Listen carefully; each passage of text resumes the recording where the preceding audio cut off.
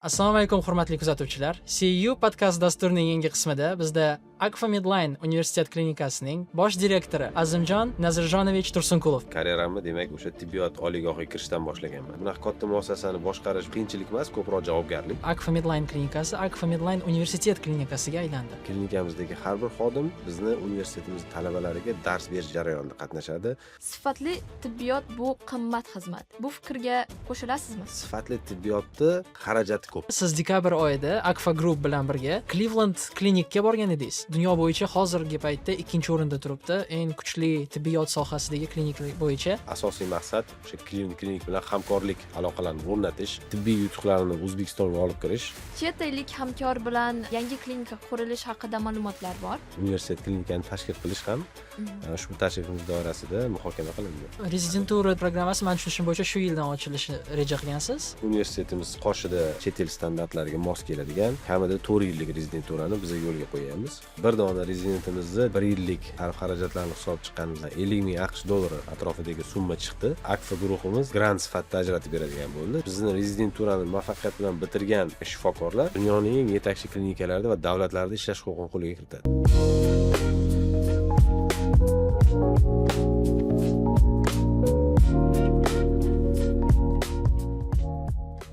Assalomu alaykum hurmatli kuzatuvchilar. CU podkast dasturining yangi qismida bizda Akfa Medline universitet klinikasining bosh direktori, urolog Azimjon Nazirjonovich Tursunqulov mehmondalar. Assalomu alaykum. Assalomu alaykum. Bugun biz siz bilan Akfa Medline CEO lavozimiga olib kelgan yo'lingiz haqida gapiramiz. Va birinchi savol, o'z karyerangizni nimadan boshlaganingizni aytib bera olasizmi? Assalomu alaykum, avvalambor.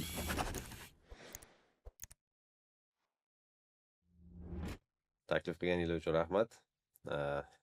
Karyera masalasida suhbatlashadigan bo'lsak, karyeramni demak o'sha tibbiyot oliygohiga kirishdan boshlaganman desak bo'ladi. Chunki tibbiyot institutiga birinchi qadam bu tibbiy xodim sifatida karyerani birinchi qismi hisoblanadi.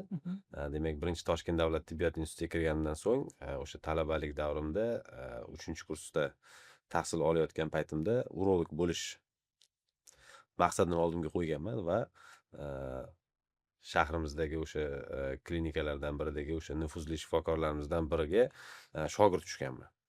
Demak, urolog shifokor sifatida karyeram o'sha 3-kursda tahsil olayotgan paytimdan boshlangan desam noto'g'ri bo'lmaydi.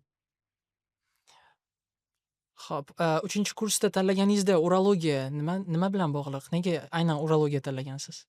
Urologiya sohasini tanlashimga sabab o'sha paytda ko'p adabiyotlarga qiziqardim va aynan buyraklar anatomiyasi darsida o'sha buyraklarning gistologik jihatdan tuzilishi anatomiyasi menda juda ham bir chuqur taassurot qoldirgan va buyraklarni o'rganadigan soha bu nefrologiya va urologiya sohasi ekanligini bilganman va ko'proq jarrohlikka qiziqishim katta bo'lganligi tufayli urologiya sohasini tanlaganman.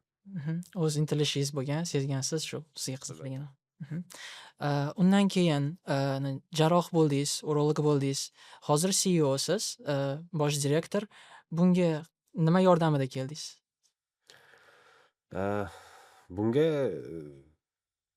menimcha karyera davomida o'sha shifokor sifatida tibbiy sohadagi hamma etaplardan o'tib chiqdim.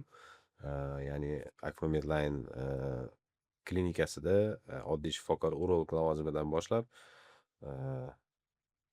undan so'ng operatsion blok rahbari sifatida faoliyat yuritdim va undan keyin Akfa Medline klinikasi bosh shifokori sifatida va mavludi kelganda meni ushbu lavozimga loyiq topishdi.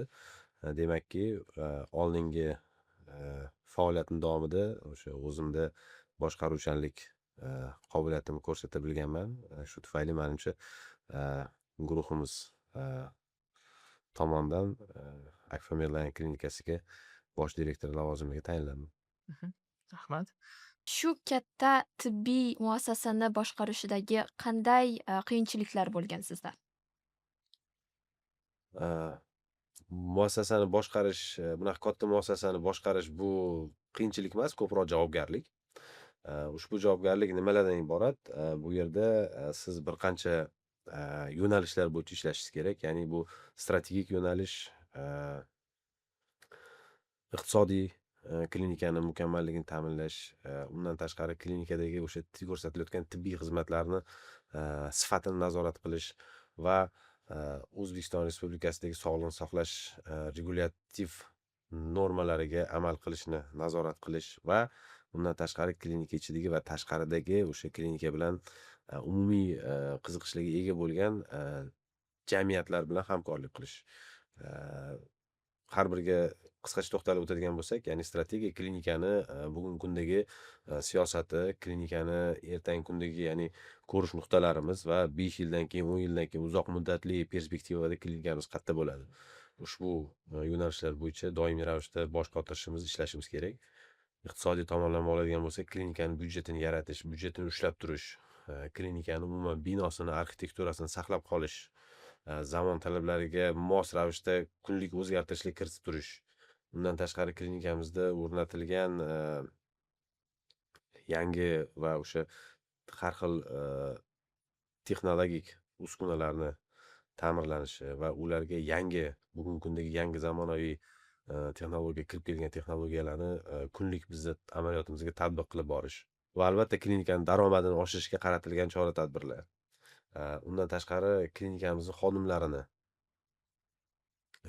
o'z ustida ishlashini nazorat qilish, klinikamizga yangi xodimlarni jalb qilish va klinikamizdagi bor tajribali xodimlarni klinikamizda saqlab qolish, ularga yaxshi va qulay ish sharoit yaratib berish. Shu kabi kunlik bizdagi har xil vazifalar oldimizda turadi.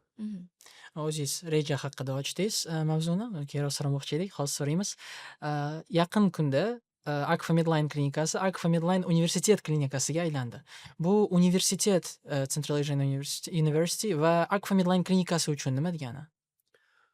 Akfa Medline klinikasini biz 2023-yil oktyabrdan boshlab universitet klinikaga aylantirdik.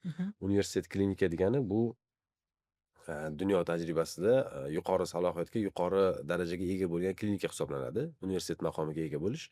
Demak, universitet klinikada kunlik diagnostik va tibbiy xizmatlardan tashqari akademik yo'nalish ham yo'lga qo'yiladi, ya'ni tibbiy ta'lim. Bu degani bizning klinikamizda tibbiy xizmatlar va akademik ta'lim o'zaro muvofiqlashtirilgan. Ya'ni klinikamizdagi har bir xodim o'zini kunlik praktikasidan tashqari bizni universitetimiz talabalariga dars berish jarayonida qatnashadi. Demak, dars berish uchun ular o'z ustida ishlaydi.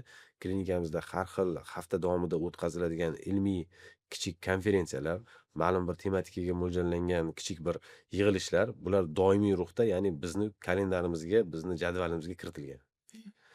Bu degani Akfa Medline klinikasida faqatgina o'sha diagnostika yoki jarrohlik amaliyotlari o'tkazish emas, balkim biz o'z ustimizda ishlaymiz. Ilmiy tadqiqotlar uchun qanaqadir muhit yaratishga harakat qilamiz va shu bilan birga yosh, ya'ni bo'lajak shifokorlar uchun biz demak ta'lim platformasini tayyorlab va uni yetkazib berishda aktiv ishtirok etamiz. Bilamizki, Akfa Medline Osiyodagi eng yetakchi markazlaridan biridir va ushbu klinikani asosiy tamoyillari nimadan iborat? Akfa Medline universitet klinikasini asosiy tamoyillari hozirgi kunda biza 5 ta asosiy tamoyilga to'xtalamiz. Demak, birinchisi bu bemorlarning xavfsizligi va sifat. Ikkinchisi klinikamiz uchun juda ham muhim bu innovatsiyalar. Ya'ni klinikamizda biz doimiy ravishda yangi qanaqadir dunyodagi yangi trendlarni olib kirishga biz har doim harakat qilamiz. Uchinchisi klinikamizdagi bu jamoaviy fikrlash. Ya'ni biz maksimal darajada har bir case uchun, ya'ni har bir bemor uchun individual yondashgan holda, ya'ni personal yondashgan holda ushbu diagnozni, ushbu davolash taktikasini yoki bo'lmasam ushbu kuzatuv jarayonini biz kollegial ravishda, ya'ni maxsus tuzilgan guruhlar, ya'ni bir nechta shifokorlardan iborat bo'lgan guruhlar hozirgi kundagi zamonaviy standartlarga bizni qilayotgan harakatlarimiz mos keladimi yoki kelmaydimi, jamoaviy tarzda biz hal qilamiz. Bu bizni keyingi asosiy faktorlarimizdan bittasi. Va undan keyingisi demak yosh shifokorlarga qo'llab-quvvatlash. Ya'ni hozirgi kunda Akfa Medline'da biza yiliga kamida 15 ta yoki bo'lmasam 20 ta shifokorimizni chet el, ya'ni Yevropani, Koreyani, AQShni mashhur klinikalariga malaka oshirishga yuborib kelmoqdamiz va doimiy ravishda bizni shifokorlarimizga talab qo'yamiz. Ya'ni o'sha o'zimizni klinikada qilayotgan amaliyotlarning natijalarini xalqaro konferensiyalarda e'lon qilish, doklad qilish, prezentovat qilish. Bu narsa hozirgi kundagi bizni klinikamizni asosiy tamoyillaridan bittasiga chiqarganmiz. Bu bizga nima beradi? Har bir xodimimizni o'z ustida ishlashga majbur qiladi. Shu bilan birgalikda konferensiyada borib o'zini tajribasi bilan bo'lishgan inson o'ziga yanayam ishonch paydo qiladi va bu kuchli motivatsiya beradi. Va albatta konferensiyalar davomida yoki bo'lmasam malaka oshirish davomida chet ellik hamkasblarimiz bilan kontakt o'rnatiladi, aloqa o'rnatiladi, yangi ideyalar yuzaga keladi va bu bizni klinikamizni yanayam tepaga ko'tarishga yordam beradi. Va oxirgi tamoyilimiz demak halollik. Demak, oshkoralik, halollik. Biz birinchi navbatda hozir klinikamizda demak o'sha har bir bizga o'zini sog'lig'ini ishonib topshirgan insonga demak oshkoralik prinsipi asosida, ya'ni o'sha diagnozi, ushbu davolash taktikasi va ushbu davolash taktikasining qanaqa natijalari bor, qanaqa asoratlari bo'lishi mumkin va biz nimaga erisha olamiz degan savollarni biz ochiqchasiga muhokama qilamiz. Va har bir bemorni albatta ma'lumotlarini biz klinikamiz doirasida maksimal darajada konfidensial saqlashga harakat qilamiz. Demak, shu yuqorida ko'rsatilgan tamoyillar bizni klinikamizda asosiy hozirgi kundagi amal qilinishi shart bo'lgan tamoyillardan bittasi. Sifatli tibbiyot bu qimmat xizmat. Bu fikrga qo'shilasizmi? Bu fikrni men boshqacharoq formulirovka qilgan bo'lardim. Ya'ni sifatli tibbiyotni xarajati ko'p.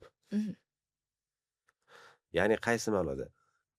Biz yuqorida to'xtalib o'tdik. Ya'ni Akfa Medline universitet klinikasini o'sha tamoyillaridan biri bu xavfsizlik va sifat dedik.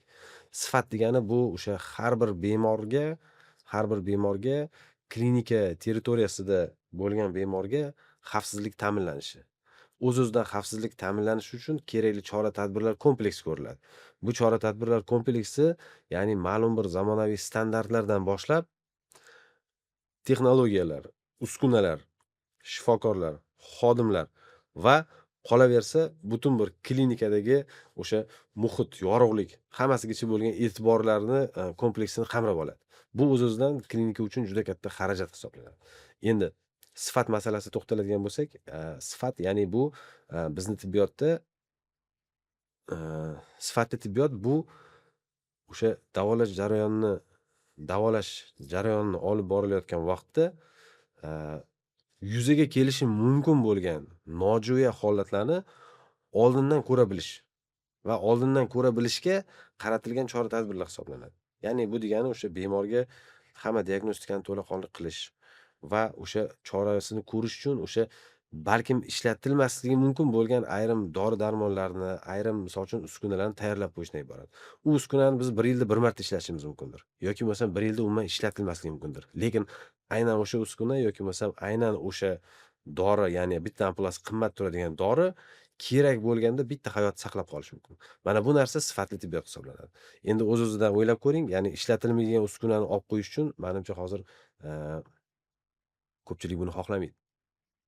Menga nima keragi bor agar bu uskuna menga pul keltirmaslik desa. Lekin bu sifat hisoblanadi. O'shaning uchun sifatli tibbiyot xarajati o'z-o'zidan qimmat bo'lganligi uchun sifatli tibbiyotni narxi ham o'z-o'zidan qimmat. Texnologiyani aytib o'tdingiz. Akfa Medline'da texnologiyaning o'rni qanday? Akfa Medline universitet klinikasida yangi texnologiyalar o'rni, umuman tibbiyotda yangi texnologiyalar o'rni juda ham beqiyos. Oddiy misol qilib keltiradigan bo'lsak, demak, sifrovizatsiya. Ya'ni hozirgi kunda sifrovoy maxsus programmani klinikaga o'rnatish. Bu bizga nima beradi? Ya'ni to'laqonli o'sha bemorlarning oqimi, xodimlarning oqimi, umuman klinikani jarayonini bizga to'laqonli umumlashtirib bitta qo'limizga ma'lumotlar bazasini tayyorlab beradi. Bu bizning ishimizni osonlashtiradi. Bu narsa agar misol uchun respublika doirasida misol uchun agar tatbiq qilinadigan bo'lsa, o'ylab ko'ring, bizdagi ancha-muncha tushunmovchiliklarni oldini oladi. Ya'ni Toshkentda tekshiruvdan o'tgan bemor o'zini viloyatida shifokorga murojaat qilganda ushbu shifokor bemorni to'liq dannisini ko'ra oladi. Ma'lumotlarni ko'ra oladi. Ya'ni bemor MRTga tushgan Toshkent shahrida MRT qanaqa xulosa bergan, qon tahlili qanaqa bo'lgan, ya'ni 1 oy oldin qon tahlili qanaqa bo'lgan, bugun misol uchun qanaqa bo'lgan. Bu narsani solishtirish imkoniyatini beradi. Agar bunga biza sun'iy intellektni qo'shadigan bo'lsak, o'sha bemorga bizga ya'ni tahlil qilib berishi mumkin. Bemorni solishtirib 1 oy oldingi analizda bunaqa bo'lgan, bugun mana bunaqa ekan, ya'ni bunaqa o'zgarish bo'lgan degan shifokor uchun podskazkani qilib berishi mumkin. Bu ham yangi texnologiya hisoblanadi. Bundan tashqari kunlik, ya'ni tibbiyotda har kuni qanaqadir yangi texnologiya tibbiyotga kirib kelmoqda. Buning uchun biz administrativ urovenda demak shifokorlarimiz darajasida aktiv ishlashimiz kerak va har bir yo'nalish bo'yicha demak mana robotik texnologiyalar, sun'iy intellekt aralashgan har xil texnologiyalar, onkologiyani misol uchun diagnostikasidagi, laboratoriyadagi, rentgen diagnostikadagi misol uchun yangi qanaqa texnologiyalar bizni bugungi kundagi hozirgi darajamizni 1 soat ichida o'zgartirib yuborishi mumkin. Va bu o'z-o'zidan bemorlarga iqtisodiy, klinika uchun ham iqtisodiy, ekonom qilish imkoniyatini beradi va diagnostika va davolash natijalarini juda ham yuqoriga ko'taradi. Ta'lim bo'yicha gapiradigan bo'lsak, shu narsalar aytganingiz texnologiyalar aralashishi ta'limga qo'shilishi kerakmi? Albatta, albatta. Men o'ylayman bu muhokamaga muhtoj bo'lmagan savol. Demak, ta'limda hozirgi kunda texnologiyalarsiz hech qanaqa tasavvur qilib bo'lmaydi. O'sha yuqoridagi yana savolga qo'shimcha ravishda telemeditsinani oladigan bo'lsak, hozirgi kunda telemeditsinani biz aktiv darajada agar kunlik bizni amaliyotimizga tatbiq qilsak, bu bemorlarni potogini ham oshiradi, bemorlarning murojaatlar sonini oshiradi. Chunki bemorlar uydan turib shifokor bilan konsultatsiya olishi mumkin. Ya'ni bemorlar xarajat qilib klinikaga kelib o'tirishi shart bo'lmaydi yoki bo'lmasam shifokor ham bemor uyiga borib o'tirishi shart bo'lmaydi. Yoki bo'lmasam telemeditsina natijasida biz o'zimizni chet ellik hamkorlarimiz bilan, ya'ni chet ellik kollegalar bilan fikr almashishimiz mumkin. Misol uchun Akfa Medline klinikasida hozir yo'lga qo'yilgan onkologiya sohasi bo'yicha biz chet ellik hamkor klinikalarimiz bilan birgalikda, demak, ayrim holatlarni birgalikda diskussiya qilamiz. Ya'ni qiyin holat kelib qoldi, bemorga taktika masalasida maslahatlashishimiz kerak. Vaqtini belgilaymiz va o'sha chet ellik hamkorlarimiz bilan birgalikda telemeditsina orqali birgalikda ushbu keysni muhokama qilib, davolash taktikasi bo'yicha konsiliyum yig'ib qaror qabul qilinadi. O'ylang, agar bu narsa bo'lmasa, o'sha shifokor bilet sotib olishi kerak, u kelishi kerak, ya'ni 1 soatlik muhokama uchun unga siz xarajat qilishingiz kerak va qaytib ketish kerak. O'z-o'zidan o'qitish jarayonida ham bu hozirgi kunda bizning universitetimizda tatbiq qilingan, ya'ni bir qancha chet ellik bizni mana professorlarimiz bor, talabalarimizga misol uchun onlayn ravishda leksiyalarni o'qib berishmoqda. Men o'ylayman, onlayn leksiya bilan offlayn leksiyani Farqi unchalik katta emas. farqi unchalik katta emas. To'g'ri. Faqatgina shu ikkita tomon shu muhitga kira olsa bo'ldi. Tibbiyot qattiq o'qish bilan yoki iqtidor ham muhim rol o'ynaydimi? Tibbiyotda birinchi navbatda xohish va iqtidor bo'lishi kerak. Agar xohish bo'lsa, demak, o'qish har doim bo'ladi. Iqtidor o'sha olingan bilimni o'zini amaliyotiga tatbiq qilishga yordam beradigan narsa hisoblanadi. O'shaning uchun xohish va iqtidor bo'lishi bu juda muhim narsa hisoblanadi va albatta o'qish bu ikkilikni asosiy ajralmas davomidir. Talaba bo'lib savol beraman. Siz dekabr oyida Akfa Group bilan birga Cleveland klinikka borgan edingiz. Biz bilamiz, endi talaba bo'lib turib, Cleveland dunyo bo'yicha hozirgi paytda 2-o'rinda turibdi. Eng kuchli tibbiyot sohasidagi klinikalar bo'yicha. Bu hamkorlik savoli bo'yicha borgansiz, men bilishim bo'yicha. Shu hamkorlik nimadan iborat deb so'ramoqchi edim. To'g'ri aytdingiz. Cleveland klinik bu dunyodagi eng nufuzli klinikalardan bittasi. Demak, har bir tibbiyot xodimi borki, demak, Cleveland klinikga bir marta bo'lsa ham tashrif buyurishni orzu qiladi. Demak, biza o'sha dekabr oyidagi tashrifimiz davomida asosiy maqsad o'sha Cleveland klinik bilan hamkorlik aloqalarini o'rnatish va bu aloqalar natijasida o'sha Cleveland klinikni tibbiy yutuqlarini O'zbekistonga olib kirish va ulardagi o'sha akademik yutuqlarni, ya'ni o'qitish, ya'ni tibbiy ta'lim bo'yicha o'zlarini erishgan yutuqlarini ham, ya'ni o'zimiz universitetimizga tatbiq etishdan iborat. O'shaning uchun hozirgi kunda biz ushbu yo'nalishda ishlarni davom ettiryapmiz. chet ellik hamkor bilan yangi klinika qurilishi haqida ma'lumotlar bor. Bizda savolimiz bor edi. Shu oxirgi Amerikaga sayohatingiz ushbu soha bilan bog'liqmi? Albatta, ya'ni o'sha oxirgi tashrifimiz davomida biz o'sha klinik bilan hamkorlik deganda, albatta birgalikda O'zbekistonda, ya'ni universitetimiz qoshida yangi a, universitet klinikani tashkil qilish ham Mhm. ushbu tashrifimiz doirasida muhokama qilindi. Ushbu mavzuni davom etib, universitet qoshida gospital quriladi, больница. Bu klinikani farqi nimada bo'ladi va bu studentlar uchun nimaga kerak? Mana tibbiyot sohasidagi studentlar uchun klinika o'ziniki bo'lishi nimaga kerak? Hozirgi kunda universitetimizni oldiga qo'ygan maqsadlari katta va tibbiy ta'limni sifatini yanada oshirish, universitetimizda berilayotgan ta'lim sifatini yanada oshirish maqsadida, demak, asosiy baza sifatida bizga klinikalar kerak va ushbu klinikalarni jahon standartiga mos va jahondagi tibbiyotdagi eng liderlardan biri bilan birgalikda qurilishi bizni tibbiyotimizga, bizni yurtimizga tibbiyotdagi eng oxirgi yutuqlarni, eng oxirgi marralarni va yangi o'sha klinik tadqiqotlarni bizni yurtimizga kirib kelishiga sabab bo'ladi va bu o'z-o'zidan bizni universitetimizda ta'lim olayotgan talabalar va o'sha ta'limdan keyingi, ya'ni diplomdan keyingi ta'lim olayotgan rezidentlar uchun judayam bir katta imkoniyatlar yaratadi.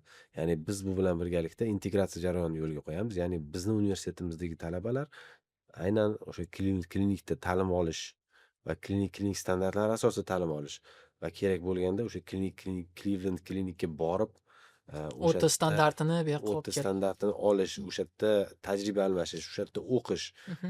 talabalarimizdan tashqari biz shifokorlarimizga ham bu juda katta imkoniyatlarni ochadi. Ular ham o'z-o'zidan klinikka borib, o'zlarining malakalarini oshirish, undan tashqari o'zimizni klinikada turib, telemeditsina orqali klinik shifokorlar bilan maslahatlashib, bemorlarimizga ko'rsatilayotgan xizmat sifatini ham oshirishga bu narsa yordam beradi.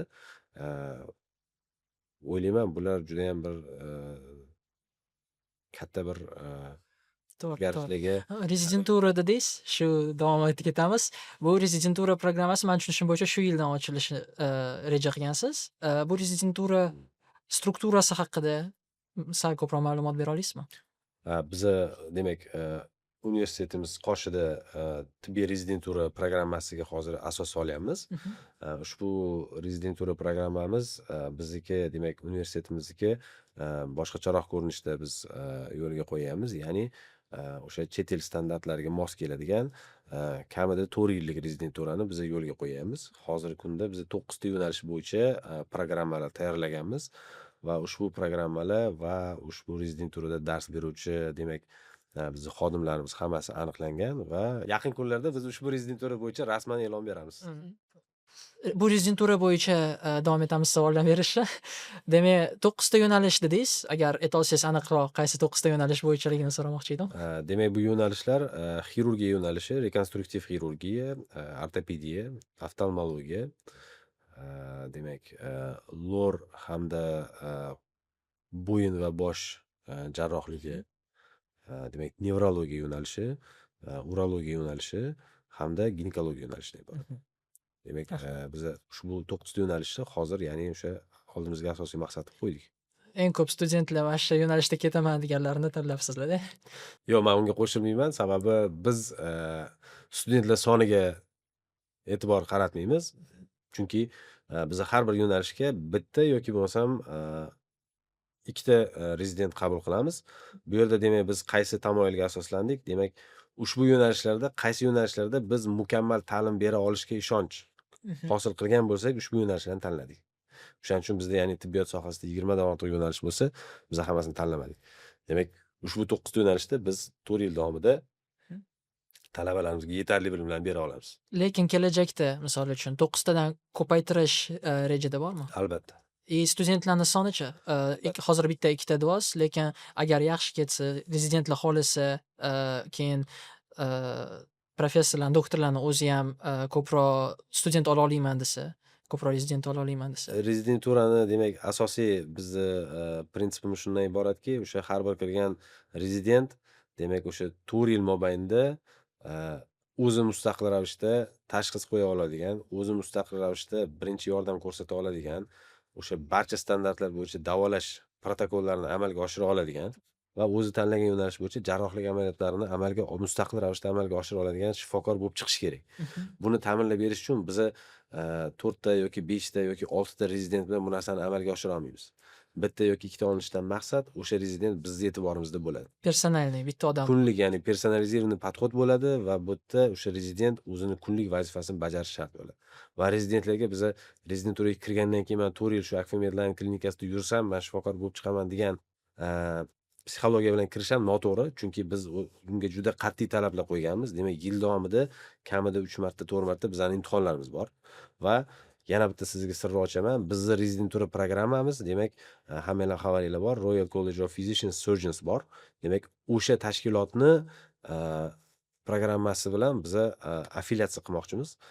Demak, bu nima beradi? Bizni rezidenturani muvaffaqiyat bilan bitirgan, demak, shifokorlar to'g'ridan-to'g'ri o'sha Royal College imtihonini topshirish huquqiga ega bo'ladi va imtihon topshirgandan keyin, demak, dunyoning eng yetakchi klinikalarida va davlatlarda ishlash huquqini qo'lga kiritadi. Mhm.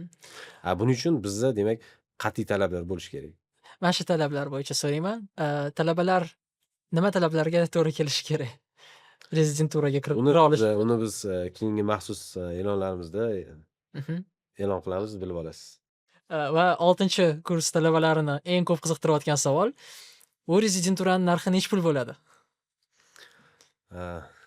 Rezidenturaga har xil narx qo'yish mumkin, lekin biz o'sha rezidentimizni, demak, bir dona rezidentimizni, demak, 1 yillik sarf xarajatlarini hisob chiqqanimizda bu taxminan 50,000 AQSh dollari atrofidagi summa chiqdi. Lekin baxtimizga bizni Akfa guruhimiz, demak, ushbu summani grant sifatida ajratib beradigan bo'ldi. Demak, bu degani, ya'ni o'sha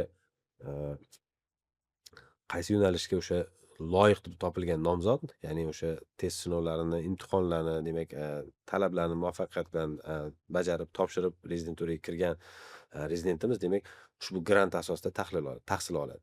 Va biz bu rezidentimizga, demak, oylik to'lov ham beramiz. Ya'ni rezidentni fikr-xayoli faqat ya'ni o'sha pul topish, oila boqish emas, balkim o'sha klinikada faoliyat yuritish, maksimal darajada o'sha amaliy, Xayoli teoretik maqsad. ko'nikmalarni o'rganish va faqatgina o'ziga bag'ishlash talabini biz qo'yamiz. Ushbu talabni to'laqonli bajargan rezidentlar albatta 4 yil davomida muvaffaqiyatli o'qib, demak, o'sha shifokor diplomini oladi. Xo'p, bu rezidentlar mana shu 4 yil ichida qanaqadir ilmiy ish bilan shug'ullanadimi? Albatta, rezidentura programmasini vazifalaridan biri bu, ya'ni klinik va praktik ko'nikmalarni o'qitishdan tashqari, yosh shifokorlarimizni o'sha ilmiy salohiyatini oshirish, ya'ni o'z ustida ishlash, ilmiy ish olib borish qobiliyatini o'qitish va ilmiy tadqiqotlar o'tkazish qobiliyatini o'qitishdan iborat. Va buning uchun biz o'sha 4 yillik programmamiz davomida chet ellik hamkorlarimiz bilan birgalikda maxsus, ya'ni o'sha ingliz tilida observership deydi, xuddi shunaqa programmalarni tashkil qilamiz va o'ylaymanki, rezidentlarimizda o'sha 1 marta yoki bo'lmasam 2 marta chet el klinikalariga tashrif buyurib, ya'ni o'sha ilmiy tadqiqotlar o'tkazish, ya'ni ilmiy statyalarni, ilmiy maqolalarni chop etish tartiblari, ya'ni o'qish tartiblari, chunki ilmiy maqolani o'qishni ham bilish kerak. To'g'ri. Ilmiy maqolani o'qishni o'rganish, ilmiy maqolani chop etish, ilmiy maqolani yozishni o'rganish va ilmiy tadqiqotlar qilish, ya'ni ilmiy ishlar yozishni o'rganish bo'yicha, demak, biza alohida bunga E'tibor qaratadi. ma'lum bir e'tibor qaratganmiz va buni albatta biz nazorat qilamiz. Shu savol ham bor edi. Siz hozirgi qilayotgan ilmiy ishlaringiz bormidi?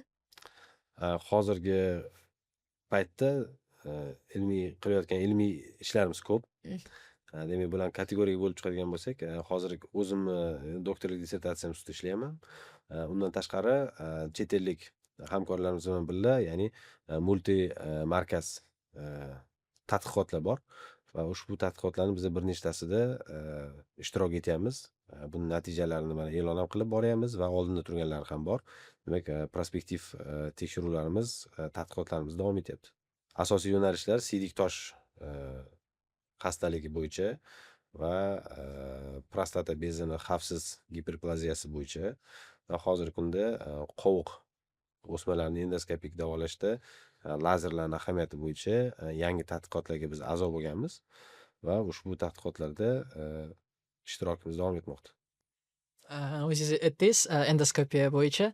Mani esimda, yanvar oyida adashmasam Peter Alkin kelgan edilar. Birinchi endoskop operatsiyani o'tkazgan odam. Siz u yerda leksiya o'qigan edingiz. Mini perkutalniy operatsiya bilan oddiy perkutalniy operatsiya farqi haqida va aytgan edingizki, u shu operatsiyadan keyin bo'ladigan qiyinchiliklarni kamaytiradi deb. Peter Alkin sizga savol bergan edilar, mikroperkutalniy operatsiya o'tkazib ko'rdinglarmi deb. Siz aytgan edingizki, Akfa Medline University Hospitalda hozircha bu qiziqarli uh, qiziqarli mavzu emas va bu hozircha rejamga kirmaydi deb. Nimadir o'zgardimi o'sha paytdan beri? Bilasizmi, demak, tibbiyotda, jarrohlikda o'sha standartlashgan metodlar bor va undan tashqari tadqiqotlar asosida balkim standart bo'lishi mumkin bo'lgan, ya'ni keyinchalik standartga nomzod bo'lishi mumkin bo'lgan metodlar ham har doim parallel ravishda yuradi.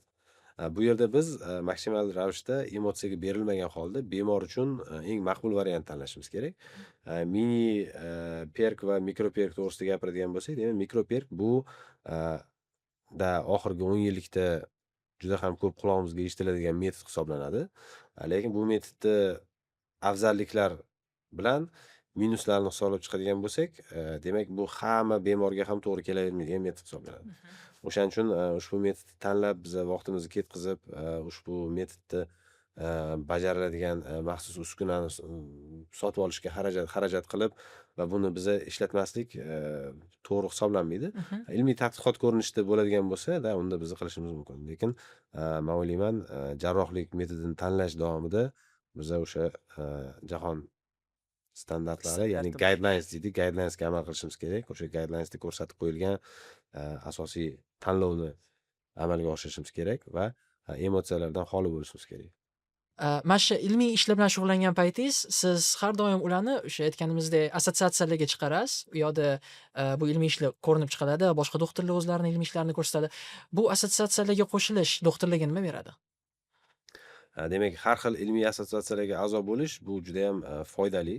Men talabalarimizga, ya'ni doktor bo'lib yetishishni kutib o'tirmasdanoq, ya'ni o'zlari xohlayotgan yo'nalish bo'yicha o'sha har xil assotsiatsiyalarga a'zo bo'lishi yaxshi, foydali deb hisoblayman. Chunki asosiy assotsiatsiyalarning vazifasi, demak, o'sha soha bo'yicha yangi trendlarni belgilab berish. Ya'ni isbotlangan tibbiyot asosida yangi trendlarni belgilab beradi. Misol uchun, bizning sohamiz bo'yicha Yevropa urologlar assotsiatsiyasi yoki Amerika urologlar assotsiatsiyasi, demak, o'sha yo'nalish, ya'ni urologiya yo'nalishi bo'yicha o'sha mana shu yil uchun, misol uchun, hamma yangi trendlarni belgilab beradi. Ya'ni har bir xastalik uchun to'laqonli diagnoz tartibi, diagnostika tartibi, davolash tartibi va profilaktika tartiblari bo'yicha to'laqonli guidelinesni, ya'ni yaratib beradi. Assotsiatsiyaga a'zo bo'lish degani mana shu yangiliklardan, demak, siz kun davomida xabardor bo'lib turasiz. Ya'ni o'sha a'zolik badalini to'laganingizdan keyin, ya'ni sizni elektron manzilingizga kunlik ravishda o'sha yangi chiqqan trendlar, yangi qanaqadir metod ochilgan yoki bo'lmasam yangi qanaqadir bir O'sha ilmiy ish. dorilar kashf etilgan yoki bo'lmasam qanaqadir ilmiy izlanishlar yoki qanaqadir grantlar yoki malaka oshirish imkoniyatlar sizni har kuni elektron adresingizga kelib turadi. Ya'ni O'z ustingizda ishlayverib. o'z ustida ishlashga, to'xtamasdan ishlashga, ya'ni sizni majbur qiladi va bu sizda yangi bitta bir kommunikatsiya yaratadi. Va sizda o'sha dunyoni, demak, trendlaridan xabardor bo'lib turish, eng yetakchi klinikalarda ishlaydigan shifokorlar bilan do'stona muloqotlar o'rnatish, ya'ni borib malakangizni oshirib kelish. O'sha observership programma aytganingiz. Observership programma yoki bo'lmasam fellowship programma yoki bo'lmasam даже misol uchun Koreyada bizning ko'plab o'zbek doktorlarimiz bor, yosh o'zbek shifokorlarimiz bor. Men har doim juda ko'p boraman Koreyaga va ko'rganda ko'zim o'ynaydi. Demak, ko'pchiligi o'sha Koreyada o'zini magistraturasini yoki bo'lmasam PhD himoyasini Koreyada davom ettirmoqda. Ya'ni ular o'sha qachondir o'zini ustida ishlagan, ya'ni shunaqa imkoniyatni qidirgan va o'sha top professorlarga, ya'ni email yozishga uyalmagan, tortinmagan va imkoniyat so'ragan va ushbu imkoniyat olib Assotsiatsiya foydalanib, topsa bo'ladi. assotsiatsiya orqali, demak, o'zini hayotdagi muhim bir nima deydi, Yo'lni. yo'lini topib ketishda yordam beradi deb o'ylayman. Keyingisi, demak, o'sha assotsiatsiyani kongresslarida, demak, o'zingizni kunlik qilayotgan tajribangiz bilan bo'lishish ham sizga juda ham bir katta nima deydi, Yordam. tanilish uchun, ya'ni o'zingizni Ko'rsatish uchun. ko'rsatish uchun, undan tashqari, ya'ni qanchalik darajada siz yuqori urovenda ishlayotganligingizni, darajada ishlayotganligingizni ko'rsatib berish uchun sizga judayam bir katta bir platforma vazifasini o'tab beradi. Shunda bugungi uchrashuvimizdan yakunlasak bo'ladi. Kattakon tashrif buyurganingizdan xursandmiz. Rahmat Azimjon aka. Bu judayam qiziqarli muloqot bo'ldi. Biz ko'p narsa o'rgandik va eshitdik. Yana keling. Rahmat katta. Sizlarga ham rahmat. Taklif uchun universitetimizni barcha talabalariga omad tilayman va kelajakda yetuk shifokor bo'lib yetishinglarga, nafaqat O'zbekiston, balkim dunyo darajasidagi shifokor bo'lib yetishinglarga tilakdoshman. Sog' bo'linglar. Rahmat kattakon.